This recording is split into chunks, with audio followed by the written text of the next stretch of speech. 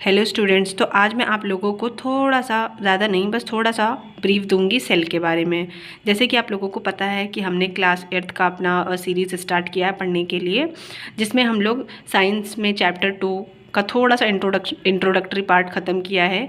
जो हमारा चैप्टर है माइक्रो ऑर्गेनिज्म फ्रेंड एंड फोए वाला चैप्टर, तो हमने उसके बारे में थोड़ा सा इंट्रोडक्शन पढ़ा है। तो जब भी हमने उसमें देखा था कि उसमें बार बार सेल्स की बात हो रही थी, है ना।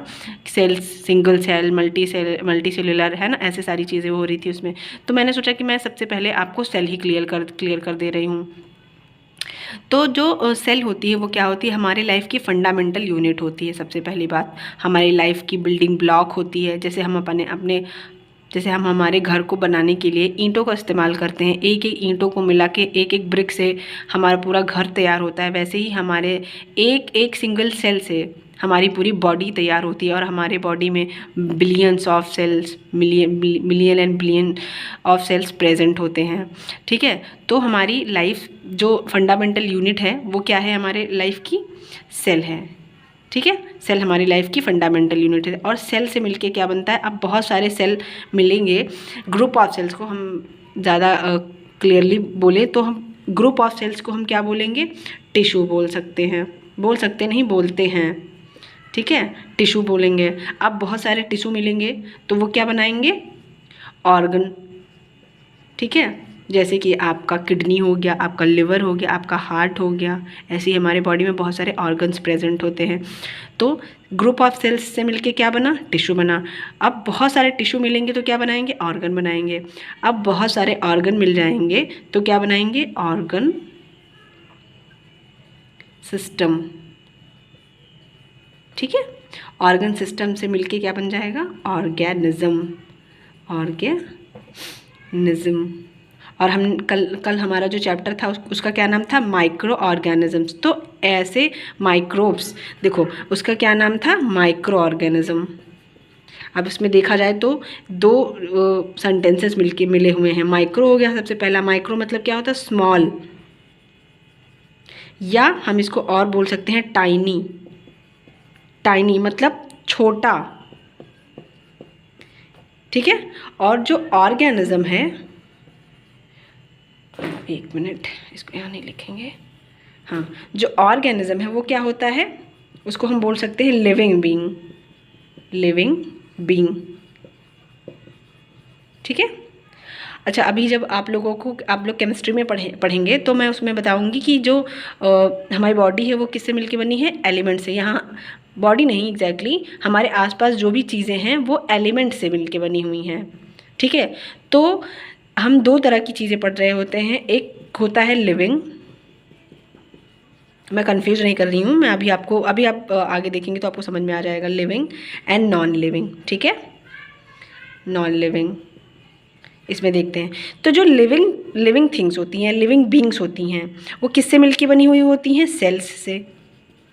ठीक है, और जो नॉन लिविंग थिंग्स होती हैं, नॉन लिविंग बींग्स होते हैं, जो आपके आसपास आप देखते हैं, जैसे आपका टेबल हो गया, चेयर हो गया, पेन हो गया, बाकी सारी चीज़ें हो गई, वो किससे मिलके बनी हुई हैं, एलिमेंट से, बहुत सारे एलिमेंट्स से। तो अभी आप जब केमिस्ट्री में पढ़ोगे या फिजिक्स में पढ़ोगे तो उसमें आपको नॉन लिविंग थिंग्स से रिलेटेड एलिमेंट्स पढ़ाया जाएगा। और जब भी हम बायो पढ़ते हैं तो हम लोग लिविंग थिंग्स से रिलेटेड सेल्स को पढ़ते हैं। तो अभी मैं आपको सेल की डिस्कवरी पढ़ाने वाली हूँ, तो मैं इसको इरेज कर देती हूँ। ओके, उसके बाद सबसे पहले हम देखेंगे कि क्या होती है सेल, क्या होती है। ठीक है, fundamental unit of life. Okay, इसको हम ये भी बोल सकते हैं। अच्छा, इसका एक और डेफिनेशन, ये बहुत ही सिंपलेस्ट, बहुत ही ज़्यादा सिंपलेस्ट डेफिनेशन है, या हम इसको इसका एक और डेफिनेशन लिख सकते हैं, क्या, बिल्डिंग ब्लॉक।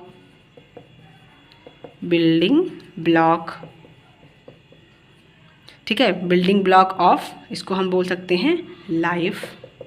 और सेल को हम क्या बोल सकते हैं, बायोलॉजिकल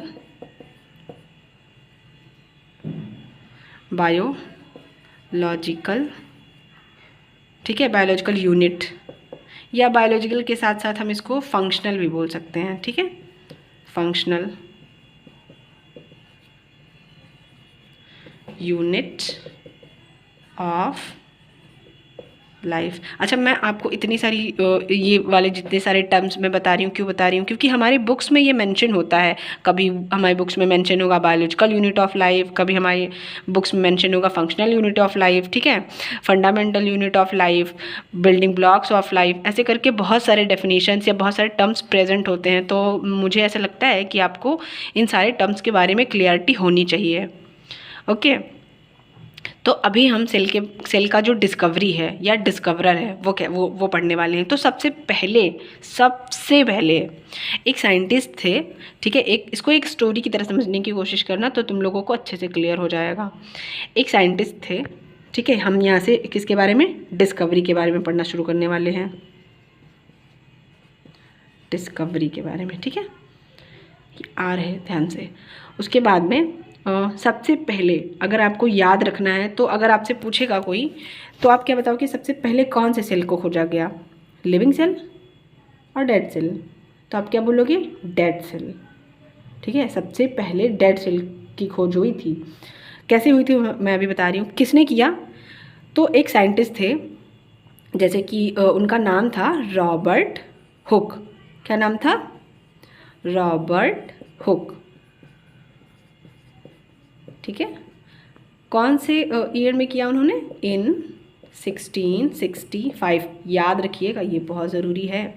इन्होंने किसको डिस्कवर किया, डेड सेल को, डेड सेल को, ठीक है। कैसे किया, हमारे बुक्स में ये मेंशन है तो हमें ये अच्छे से पता होना चाहिए। देखो, बायोलॉजी में एक अच्छी चीज़ होती है कि अगर आप कोई टर्म पढ़ते हो तो वो वैसा ही रहता है। अगर आप अब मान लो कि 11th में पहुंच गए, 12th में पहुंच गए, तो आपको ये लगेगा, ऐसा नहीं होगा कि बायोलॉजी की या आपके लिविंग सेल होता है, डेड सेल होता है, या साइंटिस्ट होते हैं उनके नाम चेंज हो जाएंगे। नहीं, एक बार आपने अच्छे से इसको मन में बिठा लिया तो ये चीज़ें आपको अच्छे से याद रहेंगी। तो सबसे पहले सेल की खोज किसने की थी या डिस्कवर किसने किया था, रॉबर्ट हुक ने, इन 1665। दैट टू कौन सा सेल था वो, डेड सेल था। कैसे किया था, कॉर्क कैम्बियम से किया था, ठीक है। जो लकड़ी होती है, एक बॉटल थी उनके पास, एक क्या था, एक ऐसे बॉटल था उनके पास, ठीक है, शीशे की, और उस पर ऐसे क्या लगा हुआ था, कॉर्क लगा हुआ था, ऐसे ढक्कन लगा हुआ था। तो ये जो ढक्कन था, इन्होंने इसका क्या है, स्लाइसेस कट की और इन्होंने इसको देखने की कोशिश की। तो इन्होंने क्या देखा कि जो हनी भी होती है, जैसे उसका जो छत्ता होता है उसी की तरह यहाँ पे इनको थोड़ा थोड़ा कुछ दिखाई दिया। तो इन्होंने ये नहीं बताया कि वो सेल है, बस इन्होंने बताया कि इनको कुछ तो दिखा है, ठीक है। तो इनके बाद अभी हम आगे बढ़ते हैं, ये थोड़ा डिटेल में हो जाएगा, पर अभी इतना आप लोगों को नहीं जानना चाहिए। आपको बस डिस्कवरी पता होनी चाहिए, कैसे क्या चीज़ें हुई ये पता होना चाहिए। सेकंड नंबर पे एक साइंटिस्ट, मैंने कल भी आपको बताया था कि एक साइंटिस्ट थे जिनका नाम था एंटोनी वॉन लीवेनहॉक। क्या नाम था उनका, एंटोनी वैन ली, सॉरी डब्ल्यू होगा, यू होगा, एंटोनी वॉन लीवेन हॉक, ठीक है। इन्होंने क्या बताया,